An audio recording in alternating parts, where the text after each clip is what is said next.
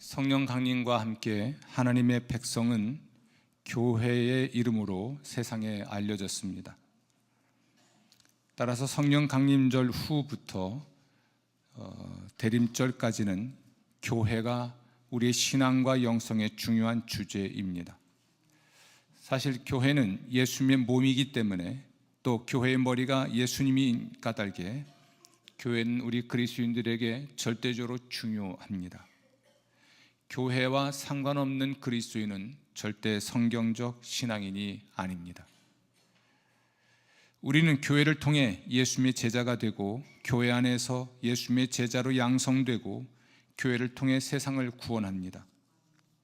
우리는 예수님의 몸 교회의 지체입니다.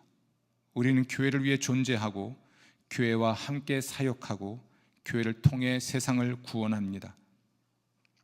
오늘 우리는 예수님 제자로서, 그리고 예수님의 몸 교회의 지체로서 각오해야 할 일에 대해 성령께서 말씀하시는 것을 듣게 될 겁니다.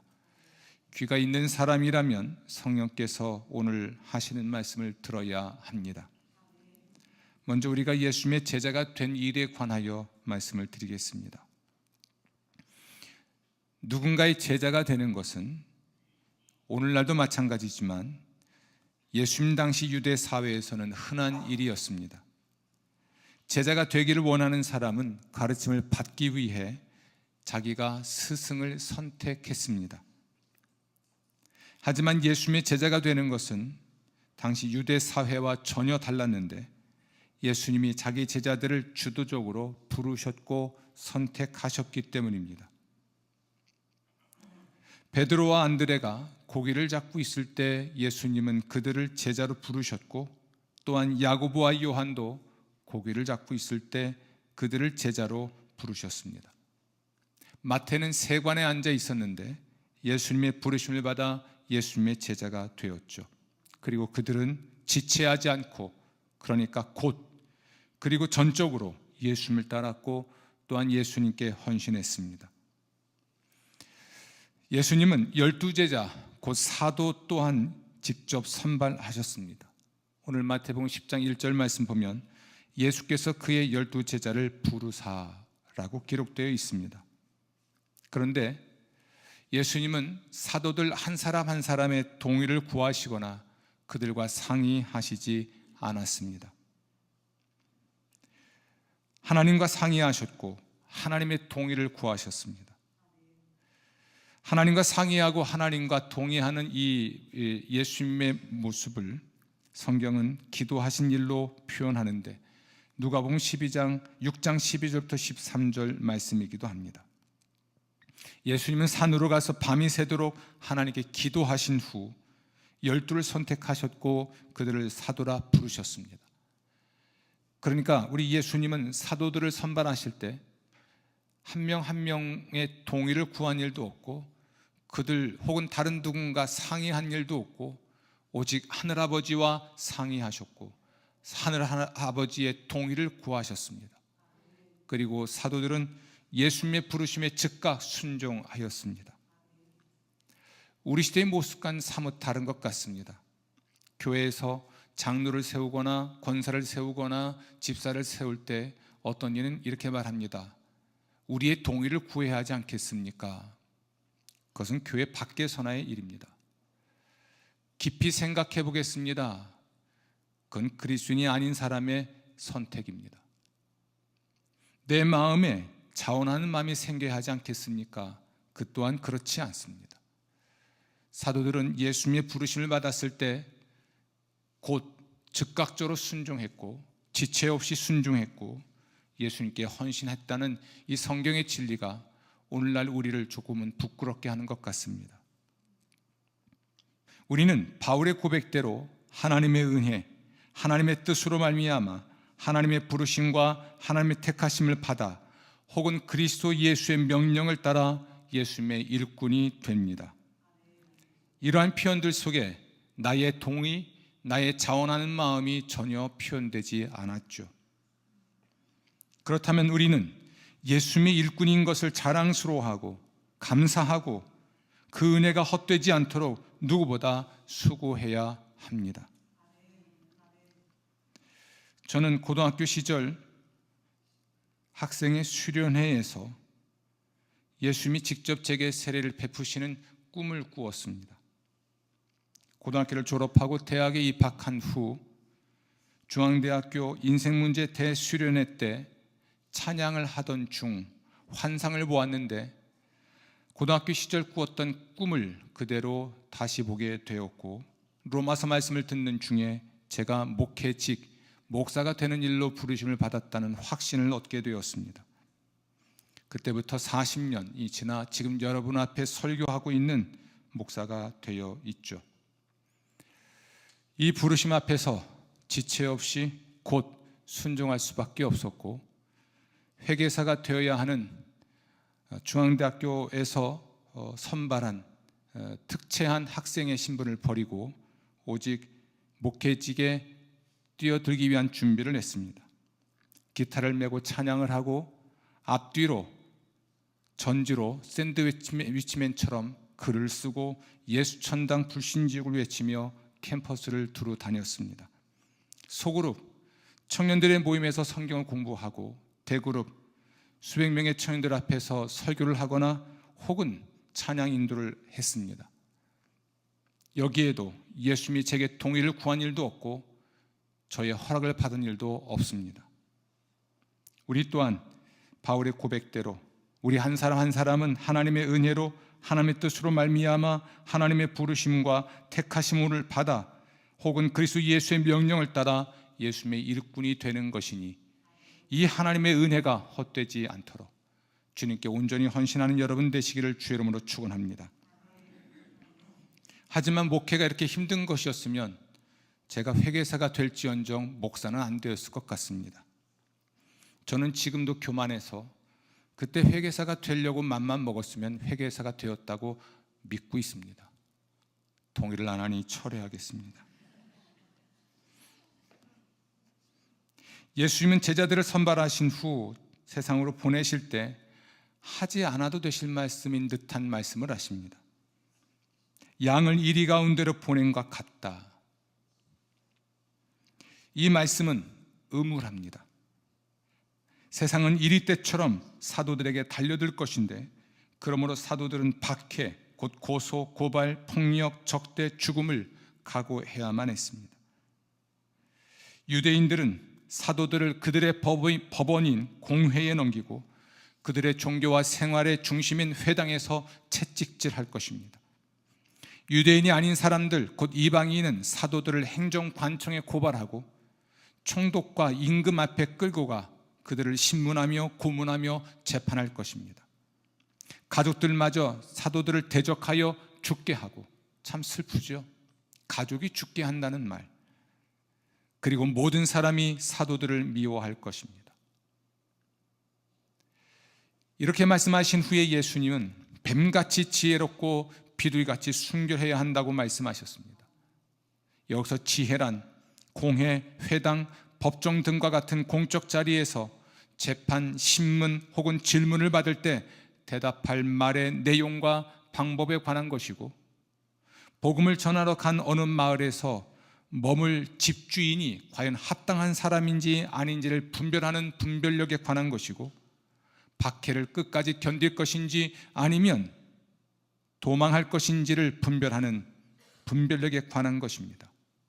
감사하게도 마태복음 10장 20절은 아버지의 성령께서 할 말을 주시고 방법도 주시고 통찰력, 분별력도 주실 것을 약속합니다. 순결이라고 하는 것은 신앙의 박해를 끝까지 견디는 것입니다. 도덕적 순결이 아닙니다.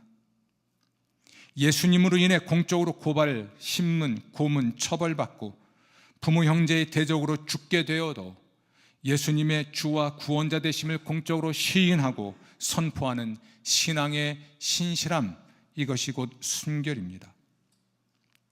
아버지 하나님은 신실한 자기 자녀를 귀하게 여기고 그 모든 것으로부터 구원하십니다. 양을 이리 가운데 보낸 것 같다라는 예수님 말씀은 예수님의 제자인 까닭에 박해를 받는 모든 사람에게 큰 위로가 됩니다.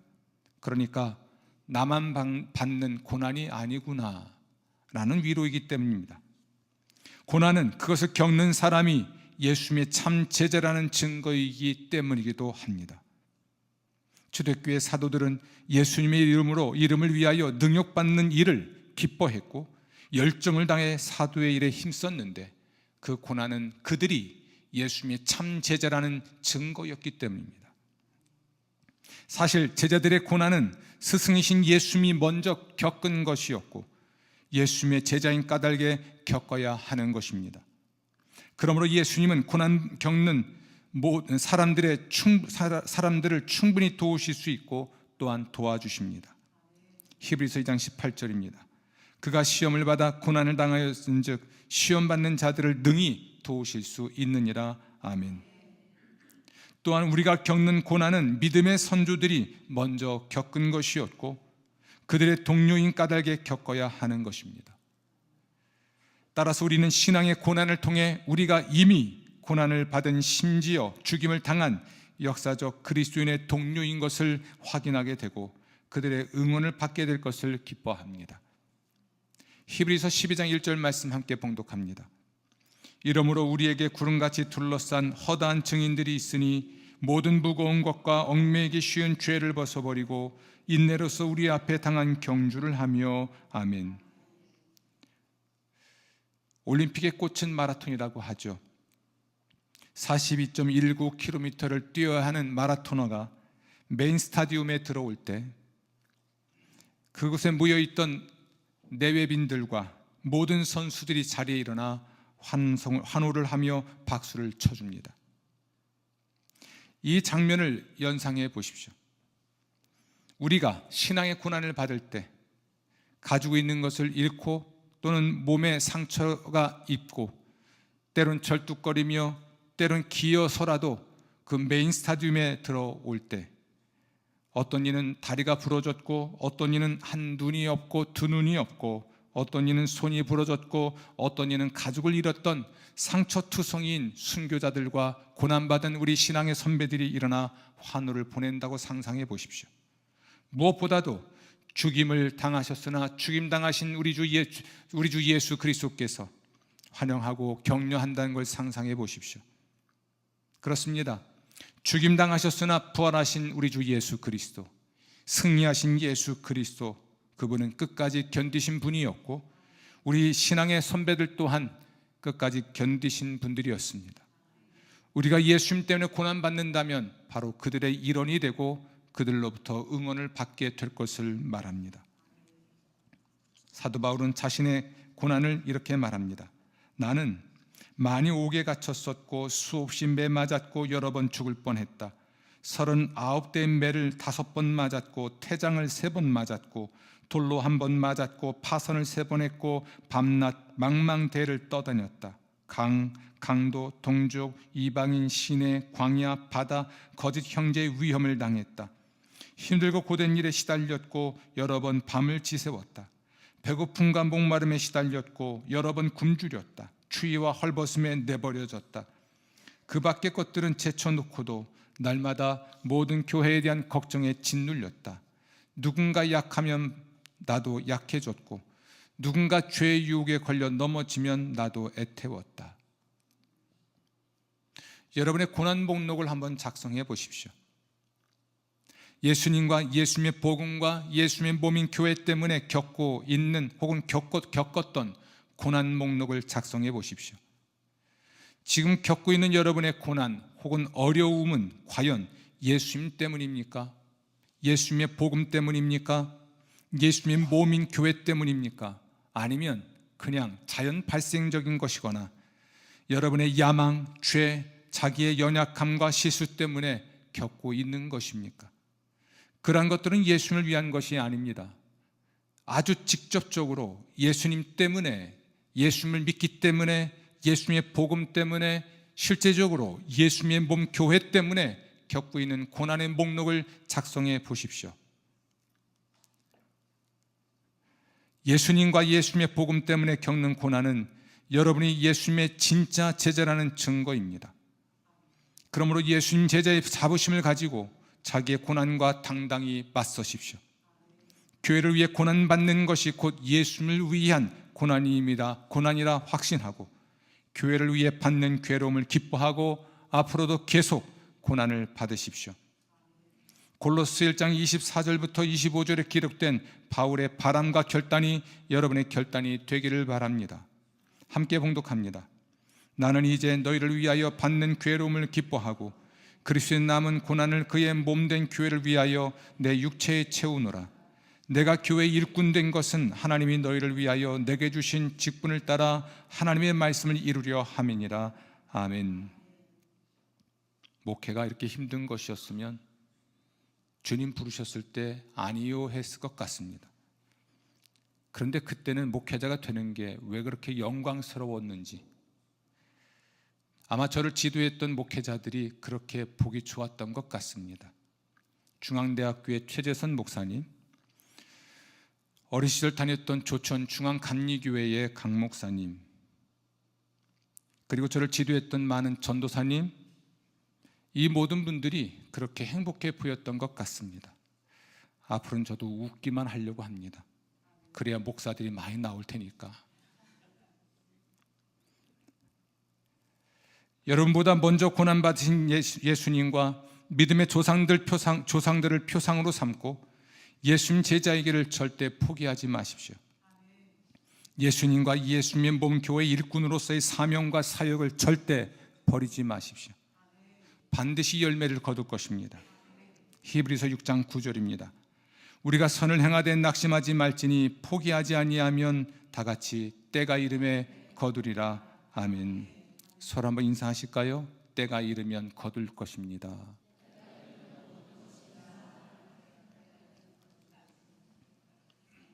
예수님은 제자들에게 사명을 주실 때 사명을 완수할 수 있는 권능도 함께 주셨습니다. 마태복음 10장 1절입니다. 예수께서 12제자를 부르사 더러운 귀신을 쫓아내며 모든 병과 모든 약한 것을 고치는 권능을 주시니라. 이 권능은 곧 성령의 권능인데 제자들은 성령의 권능으로 사명을 완수할 수 있고 따라서 사명을 완수해야만 합니다. 주목할 건 이 권능을 우리 주님이 주셨다라는 사실입니다. 예수님은 제자들이 겪을 박해에 관해 숨김없이 말씀하셨고 동시에 하나님의 주권과 섭리와 돌봄 또한 약속하셨습니다. 그런데 하나님은 아버지 곧 사랑하는 아버지이고 제자들은 자녀 곧 사랑받는 자녀입니다. 예수님은 제자들과 하나님을 자녀와 아버지인 사실을 토대로 제자의 삶을 설명하셨습니다. 우선 마태복음 10장 10절은 일꾼이 자기의 먹을 것을 받는 것이 마땅하다라고 말씀하셨는데 주인이신 하나님 아버지께서 먹을 것을 주실 것이기 때문입니다.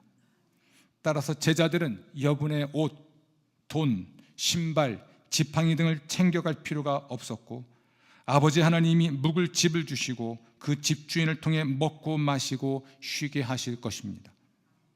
또 마태복음 10장 16절에서는 지혜롭고 순결하라라고 말씀하셨는데 아버지이신 하나님께서 성령을 주실 것이기 때문입니다.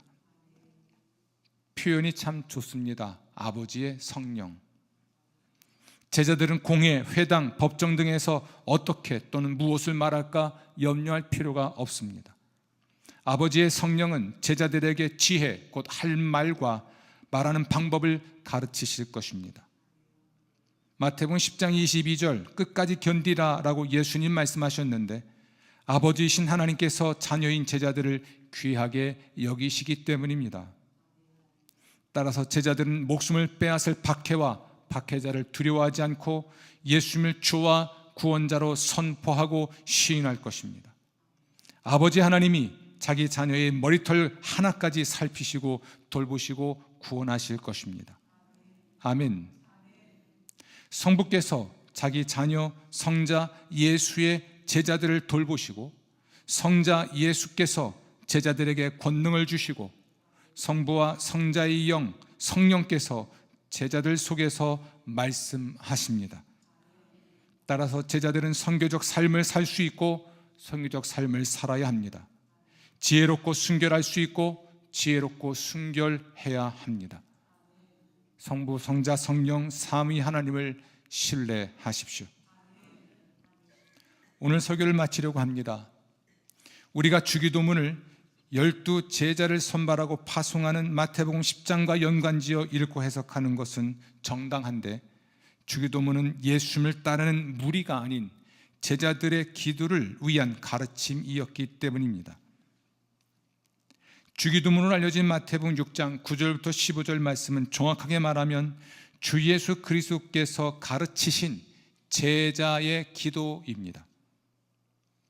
이 기도문은 6개의 조항으로 되어 있는데, 앞에 3조항은 아버지의 이름, 나라, 뜻에 관한 것이고, 뒤에 3조항은 우리의 일용할 양식, 죄 용서, 시험과 악으로부터의 구원에 관한 기도입니다. 그런데 예수님은 이 주기도문에서 하늘에 계신 우리 아버지라고 하나님을 부르며 기도하라 하셨습니다. 구약 성경에서 하나님을 개인적으로 아버지라 부르지 못했고, 오직 예수님만이 하나님을 아버지, 곧 사랑하는 아버지로 부르며 기도하셨고, 아버지 하나님은 사랑하는 아들 예수님의 모든 기도에 응답하셨습니다. 주기도문으로 기도할 때 우리는 하나님을 아버지, 곧 사랑하는 아버지로 부르며 기도합니다. 아버지의 이름, 아버지의 나라, 아버지의 뜻을 위해, 그리고 자기의 양식, 용서, 구원을 위해 기도할 때 우리는 아버지를 무한히 신뢰하는 자녀로 기도하고, 하나님은 자녀를 무한히 사랑하는 아버지로 응답하십니다. 주기도문으로 기도할 때 우리는 우리의 선교적 삶을 통해 아버지 하나님의 이름, 나라, 뜻과 관련한 일들을 이루시길 기도하고, 우리가 선교적 삶을 사는데 필요한 모든 것을 주시길 아버지 하나님께 기도합니다. 곧 아버지께서 일용할 양식을 주시고, 우리 죄를 용서하시고, 우리를 시험과 악으로부터 구원하시기를 기도합니다. 주기도문으로 기도할 때 우리는 마태복음 10장에 기록된 우리의 문제를 아버지 하나님이 해결하실 것을 기대합니다. 아버지 하나님이 자녀 우리에게 머물 집과 먹을 것을 주시고, 신문이나 질문 등에 대답할 말의 내용과 방법을 알려주시고, 채찍질과 대적과 죽음과 미움 등의 박해를 끝까지 견디게 하실 것입니다. 그러므로 주기도문은 위대한 기도요, 우리 제자들에게 위대한 기도입니다. 그래서 저는 오늘 제 설교의 마무리를 주기도문에 곡을 붙인 노래로 하나님을 찬양하고자 합니다. 마음을 다해 진심으로 찬양하시기를 바랍니다. 하늘에 계신 우리 아버지요,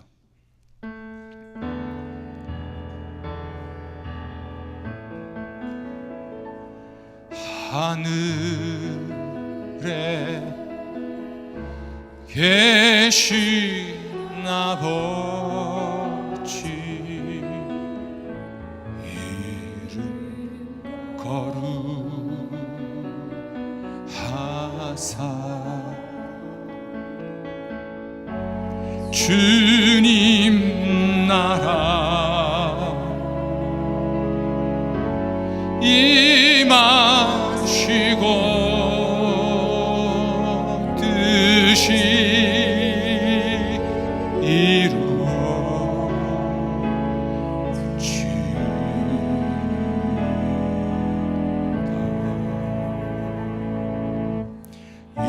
일용할 양식 주시고, 우리들의 큰 죄 다 용서하시고, 또 시험에 들게 마시고 악에서 구원하소서. 대개 주의 나라, 주의 권세, 주의 영광, 영원히